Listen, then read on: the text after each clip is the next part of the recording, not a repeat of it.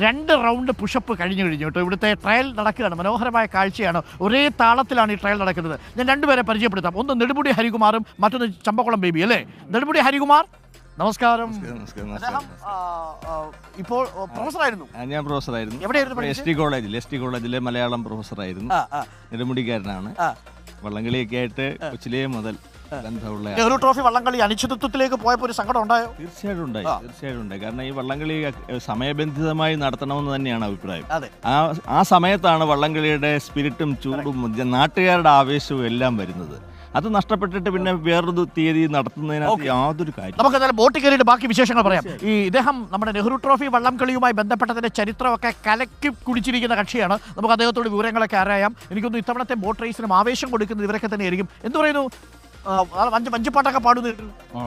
ഒരു 2 ലൈൻ ഒന്ന് പാടിക്കൊണ്ട് നമുക്ക് തുടങ്ങി.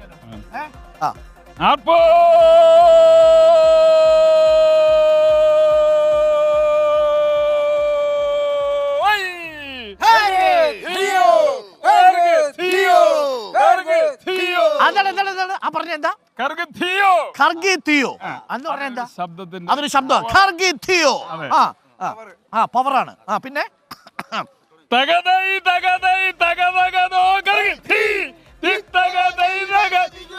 ഇങ്ങനെ കോമളമൊത്ത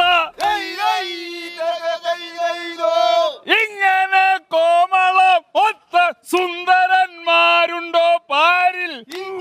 എനിക്കത് ഇഷ്ടപ്പെട്ടു. എന്നെ കുറിച്ചല്ല, ഈ തുഴയുന്ന മിടുക്കന്മാരെ കുറിച്ചാ. അപ്പോൾ സുന്ദരന്മാരുണ്ടോ പാരിൽ.